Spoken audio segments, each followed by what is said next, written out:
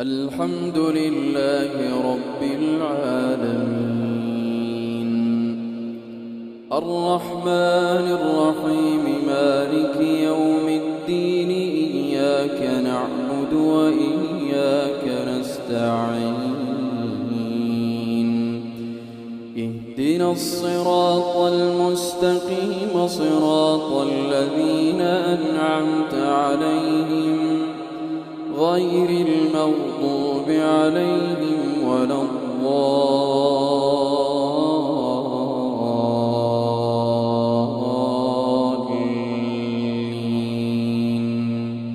آمين. ويا قوم لا أسألكم عليه مالا إن أجري إلا على الله وما بطارد الذين آمنوا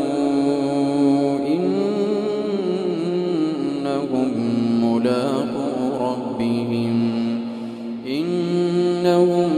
ملاقو ربهم ولكني أراكم قوما تجهلون. ويا قوم من ينصرني من الله إن طردتهم أفلا تذكرون. ولا أقول لكم عندي خزائن الله ولا أعلم الغيب ولا أقول إني ملك ولا أقول للذين تزدري أعينكم لن يؤتيهم الله خيرا الله أعلم بما في أنفسهم إني إذا لمن الظالمين. قالوا يا نوح قد جادلتنا فأكثرت جدالنا فأتنا بما تعدنا إن كنت من الصادقين.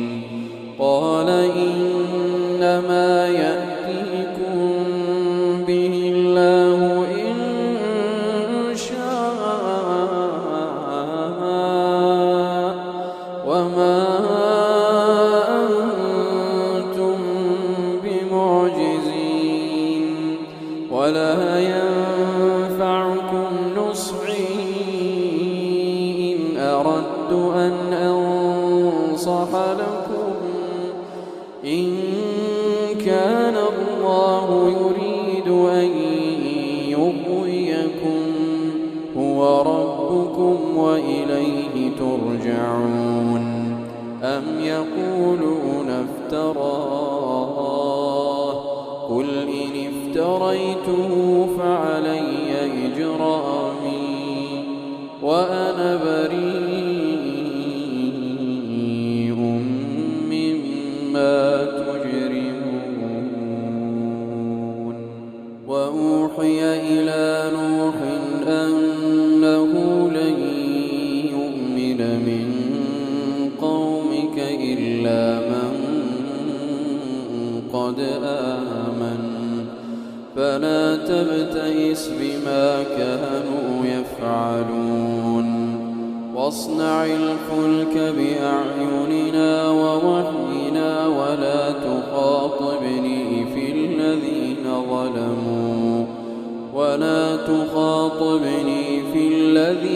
ظلموا إنهم مغرقون. ويصنع الفلك وكلما مر عليه ملأ من قومه سخروا منه قال إن تسخروا منا فإنا نسخر منكم كما تسخرون فسوف تعلمون من يأتيه عذاب يخزيه ويحل عليه عذاب مقيم حتى إذا جاء أمرنا وفارت النور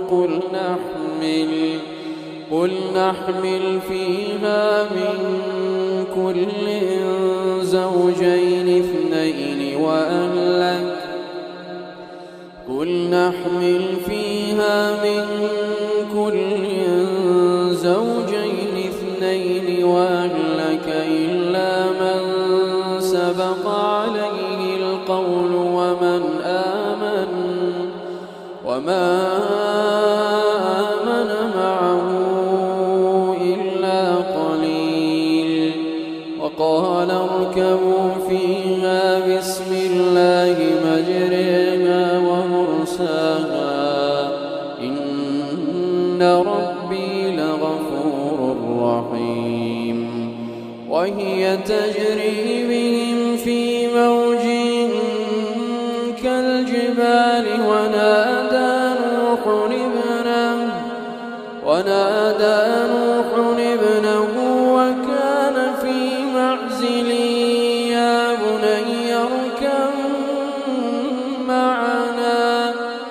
يا بني اركب معنا ولا تكن مع الكافرين قال ساوي إلى جبل يعصمني من الماء قال لا عاصم اليوم من أمر الله إلا من رحم وحال بينهما الموج فكان من المغرقين وقيل يا أرض ابلعي ماءك ويا سماء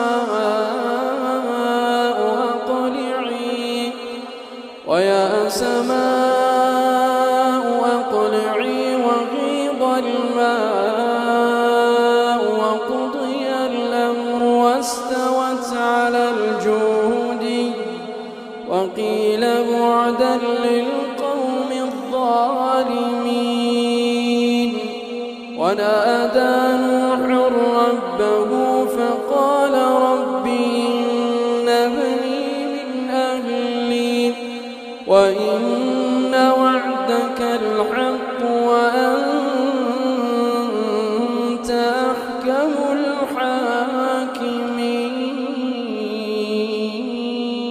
الحاكمين قال يا نوح إنه ليس من أهلك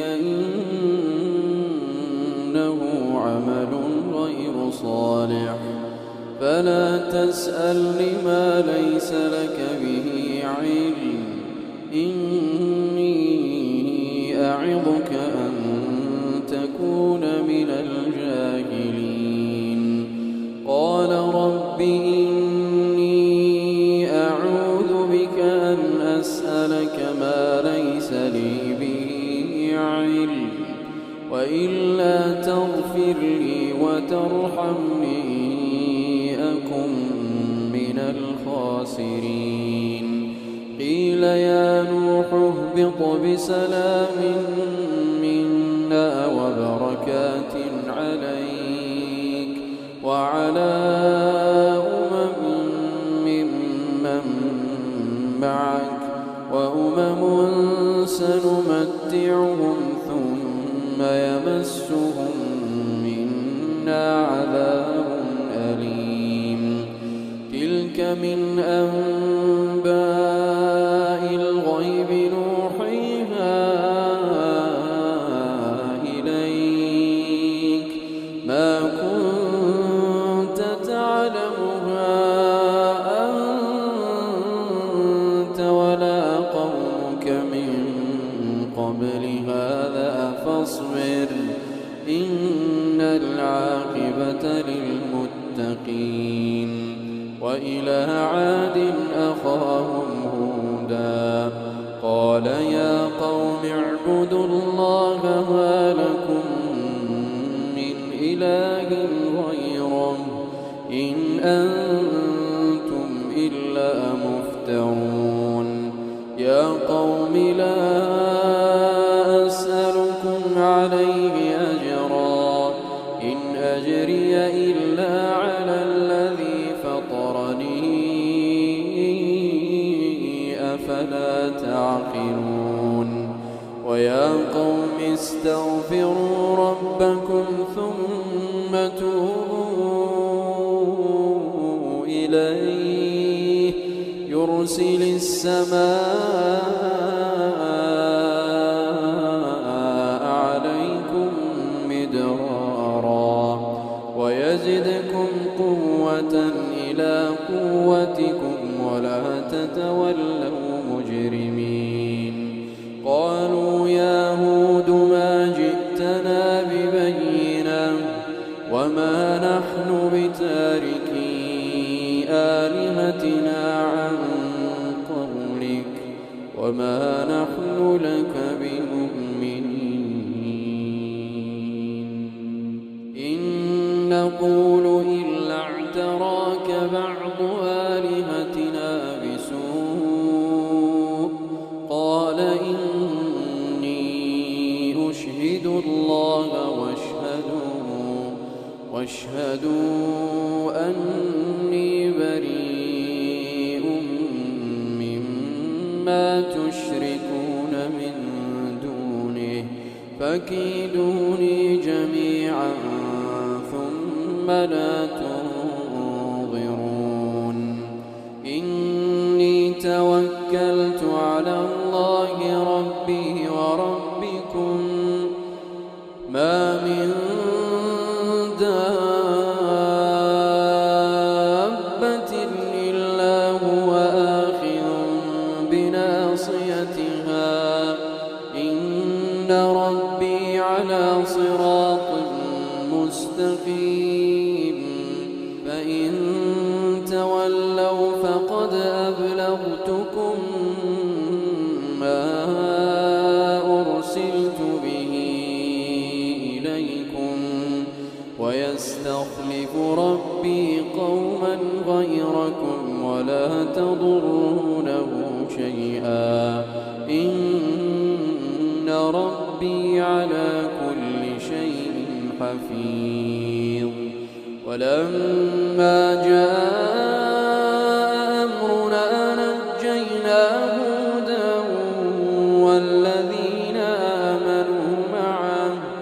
والذين آمنوا معه برحمة منا ونجيناهم من عذاب غليظ وتلك عاد جحدوا بآيات ربهم وعصوا رسله واتبعوا أمر كل جبار عنيد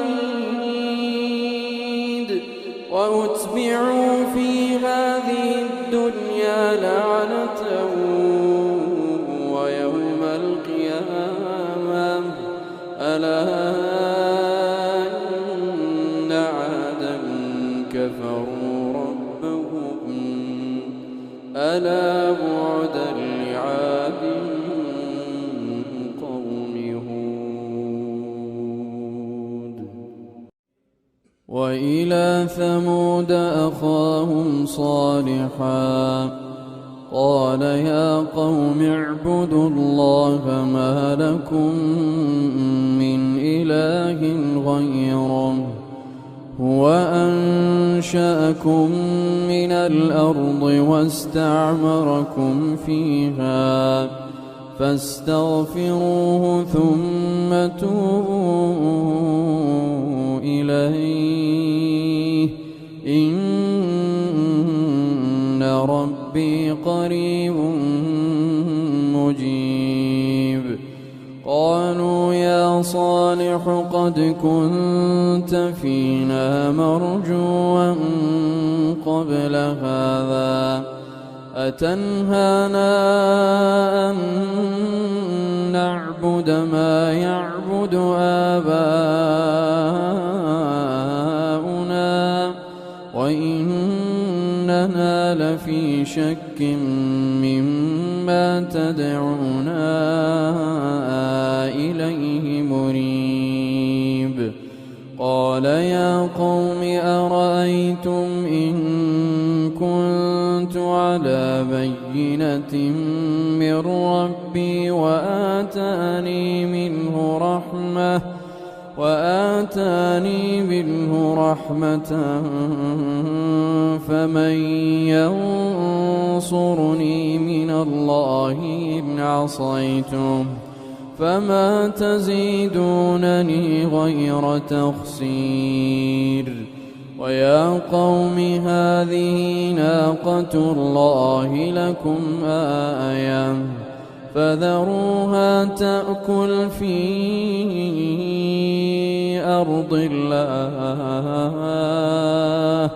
ولا تمسوها بسوء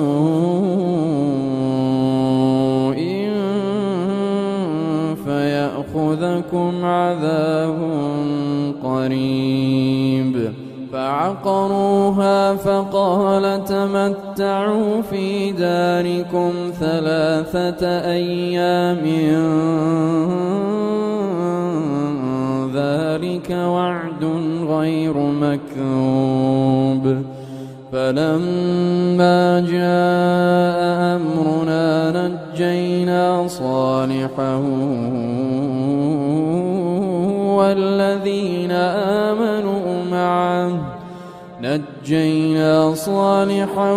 والذين آمنوا معه برحمة منا ومن خزي يومئذ إن ربك هو القوي العزيز. وأخذ الذين ظلموا الصيحة فأصبحوا في ديارهم جاثمين كأن لم يغنوا فيها ألا إن ثمود كفروا ربهم ألا بعدا لثمود. ولقد جاءت رسلنا إبراهيم بالبشرى قالوا سلاما قال سلام فما لبث أن جاء بعجل حنيذ. فلما رأى أيديهم لا تصل إليه نكرهم وأوجس منهم خيفة قالوا لا تخف إنا أرسلنا إلى قوم لوط وامرأته قائمة فضحكت فبشرناها بإسحاق ومن وراء إسحاق يعقوب. قالت يا ويلتى أألد وأنا عجوز وهذا بعلي شيخا إن هذا لشيء عجيب. قالوا أتعجبين من أمر الله رحمة الله وبركاته عليكم أهل البيت إنه حميد مجيد. فلما ذهب عن إبراهيم الروع وجاءته البشرى يجادلنا في قوم لوط إن إبراهيم لحليم أواه منيب يا إبراهيم أعرض عن هذا إنه قد جاء أمر ربك وإنهم آتيهم عذاب غير مردود ولما جاءت رسلنا لوطا سيء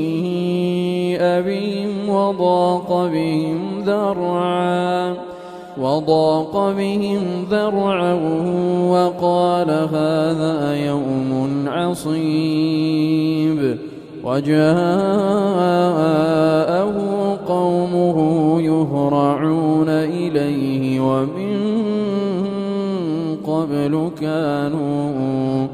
ومن قبل كانوا يعملون السيئات قال يا قوم هؤلاء بناتي هن أطهر لكم فاتقوا الله ولا تخزون في ضيفي أليس منكم رجل رشيد قالوا لقد علمت ما لنا في بناتك من حق وإنك لتعلم ما نريد قال لو أن لي بكم قوة أو آوي إلى ركن شديد قالوا يا لوط إنا رسل ربك لن يصلوا إليك فأسر بأهلك بقطع من الليل ولا يلتفت منكم أحد إلا امرأتك إنه مصيبها ما أصابهم إن موعدهم الصبح أليس الصبح بقريب ولما جاء أمرنا جعلنا عاليها سافلها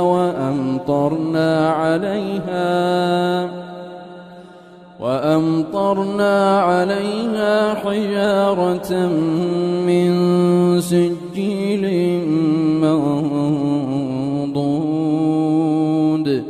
مسومة عند ربك وما هي من الظالمين ببعيد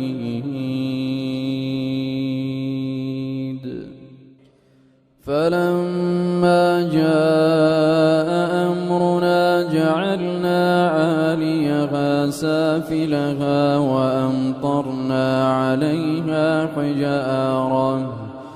وأمطرنا عليها حجارة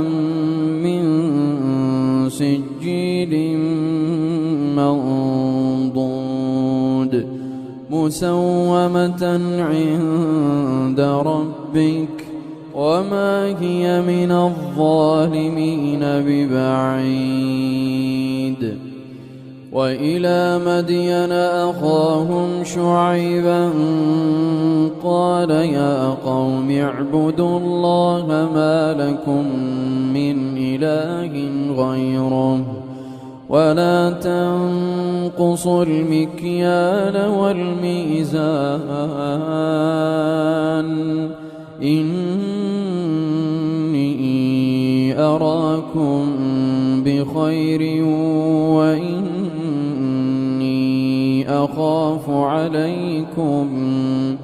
وإني أخاف عليكم عذاب يوم محيط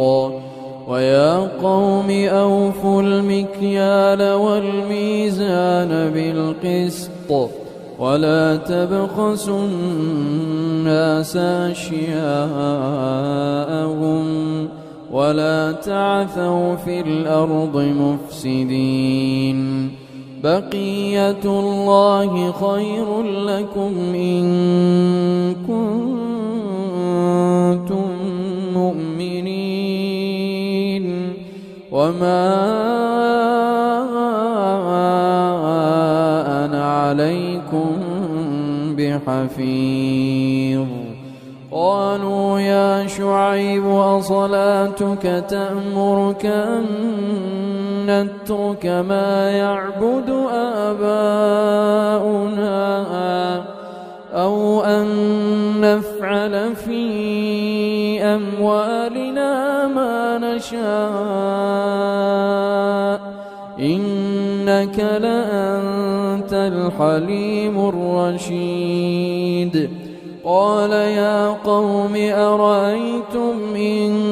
كنت على بينة من ربي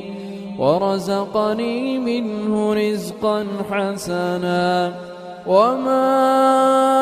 أريد أن أخالفكم إلى ما أنهاكم عنه إن أريد إلا الإصلاح ما استطعت وما توفيقي إلا بالله عليه توكلت وإليه أنيب ويا قوم لا يجرمنكم شقاقي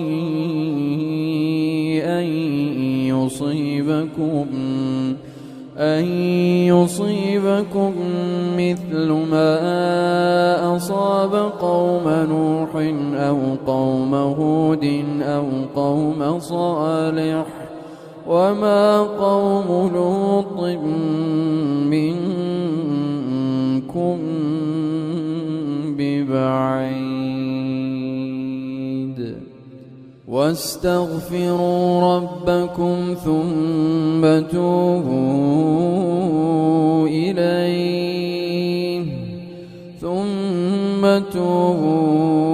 إليه إن ربي رحيم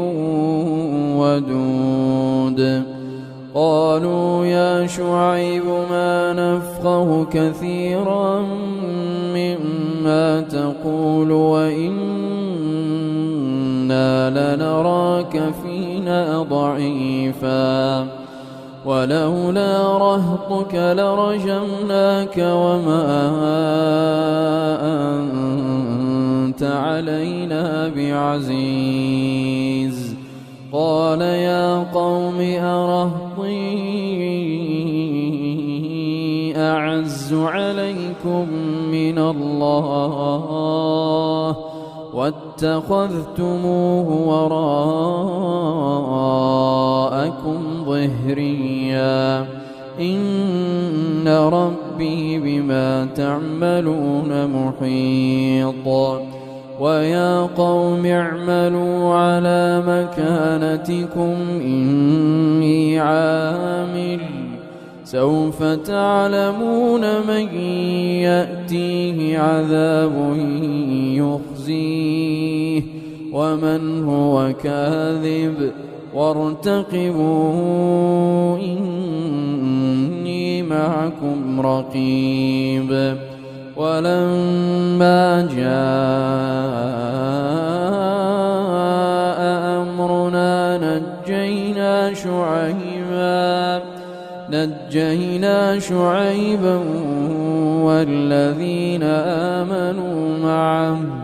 والذين آمنوا معه برحمة منا وأخذت الذين ظلموا الصيحة فأصبحوا في ديارهم جاثمين كأن لم يغنوا فيها ألا بعدا لمدين كما بعدت ثمود ولقد أرسلنا موسى بآياتنا وسلطان مبين إلى فرعون وملئه فاتبعوا أمر فرعون وما أمر فرعون برشيد يقدم قومه يوم القيامة فأوردهم النار وبئس الورد المورود وأتبعوا في هذه لعنة ويوم القيامة بئس الرفد المرفود ذلك من أنباء القرى نقصه عليك منها قائم وحصيد وما ظلمناهم ولكن ظلموا أنفسهم فما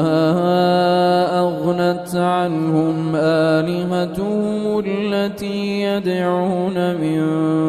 دون الله من شيء لما جاء أمر ربك وما زادوهم غير تتبيب وكذلك أخذ ربك إذا أخذ القرى وهي ظالمة إن أخذه أليم شديد إن في ذلك لآية لمن خاف عذاب الآخرة ذلك يوم مجموع له الناس وذلك يوم مشهود وما نؤخره إلا لأجل معدود يوم يأتي لا تكلم نفس إلا بإذنه فمنهم شقي وسعيد فأما الذين شقوا ففي النار لهم فيها زفير وشهيق خالدين فيها ما دامت السماوات والأرض إلا ما شاء ربك إن ربك فعال لما يريد وأما الذين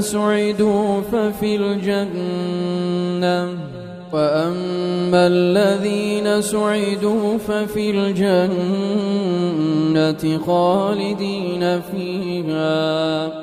خالدين فيها ما دامت السماوات والأرض إلا ما شاء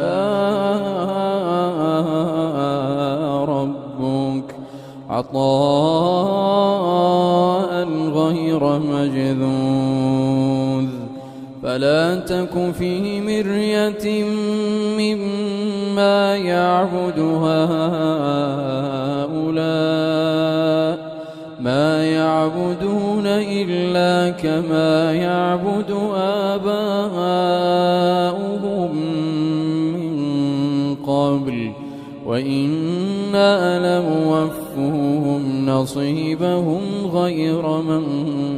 منقوص ولقد آتينا موسى الكتاب فاختلف فيه ولولا كلمة سبقت من ربك لقضي بينهم وإنهم لفي شك منه مريب وإن كلا لما ليوفينهم ربك أعمالهم إنه بما يعملون خبير فاستقم كما أمرت ومن تاب معك ولا تطغوا إنه بما تعملون بصير ولا تركنوا إلى الذين ظلموا فتمسكم النار وما لكم من دون الله من أولياء ثم لا تنصرون وأقم الصلاة طرفي النهار وزلفا من الليل إن الحسنات يذهبن السيئات ذلك ذكرى للذاكرين واصبر فإن الله لا يضيع أجر المحسنين فلولا كان من القرون من قبلكم أولو بقية ينهون عن الفساد في الأرض إلا قليلا ممن أنجينا منهم واتبع الذين ظلموا ما أترفوا فيه وكانوا مجرمين وما كان ربك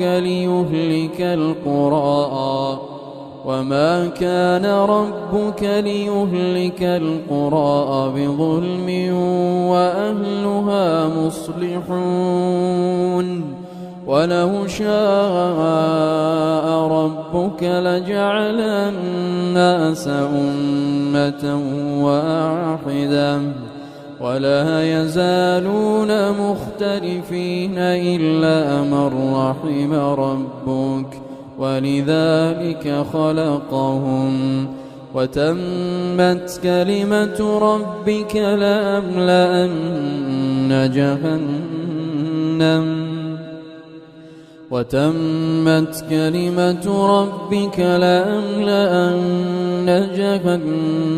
من الجنة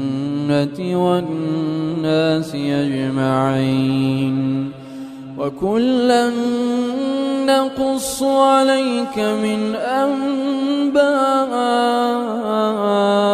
الرسل ما نثبت به فؤادك وجاءك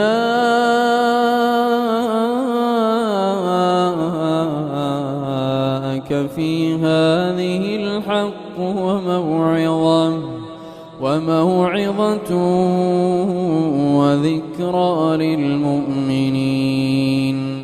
وقل للذين لا يؤمنون اعملوا على مكانتكم إنا عاملون وانتظروا إنا منتظرون ولله غيب السماوات والأرض وإليه يرجع الأمر كله فاعبده وتوكل عليه وما ربك بغافل عما تعملون